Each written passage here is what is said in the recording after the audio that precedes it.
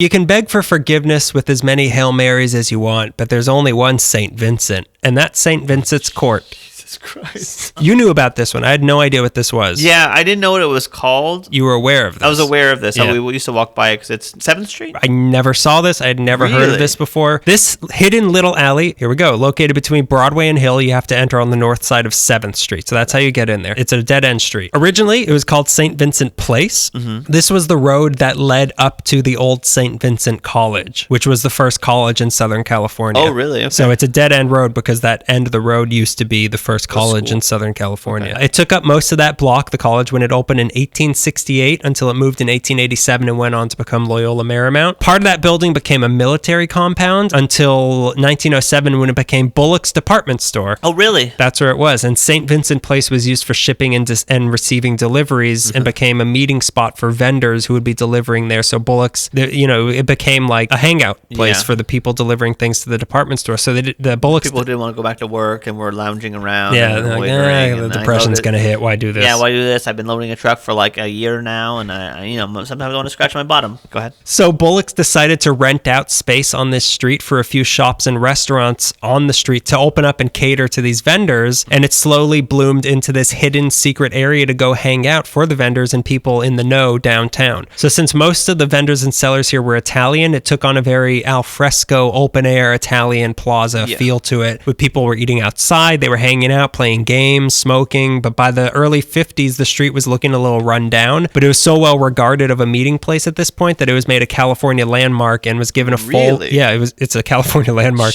It was given a full makeover in 1957. So in this makeover, they fully embraced the Italian ambiance. They decorated it to basically look like the European street set on the Universal Studios lot. Yeah. Like it's an exaggeration of what Europe looks like on purpose. It had a cobblestone-like road. It had fake, brightly colored storefronts put on the walls, and it was renamed the more elegant St. Vincent Court. It's very elegant. It thrived as the outdoor hangout that it always was, but over the years, as the demographic changed in the 80s and Bullock's closed and part of the building turned into the St. Vincent's Jewelry Center, the restaurant turned more and more Middle Eastern and then predominantly Armenian, which it now is today. So it wasn't Italian anymore. That's what happened to Italy too, right? Yeah, it's called Armenia. It's called Armenia now. It's a satellite country of Armenia. A guy named Kasin Celik opened up a restaurant there around this time and got even more facades and decorations put up. I bring him up because he had previously owned the Orange Julius at 7th Street, which, if you recall that episode, might have been the first location to be called Orange Julius. So he ran that for a while. But the outdoor culture stayed constant throughout and got even better. Eventually, they had a full shoe shine set up on the sidewalk. The tables for the restaurants literally filled the whole street. Like, it was a block party every single day, and the street was closed off. Like, people were just playing cards and eating in the middle of the street. Hey, Giuseppe,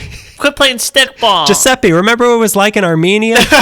Problem was the street wasn't closed off. Yeah. It was still an open street. So it's an active street. Starting in the early 2010s when the Los Angeles Theater was coming back. Thank you, Councilman Jose Huizar.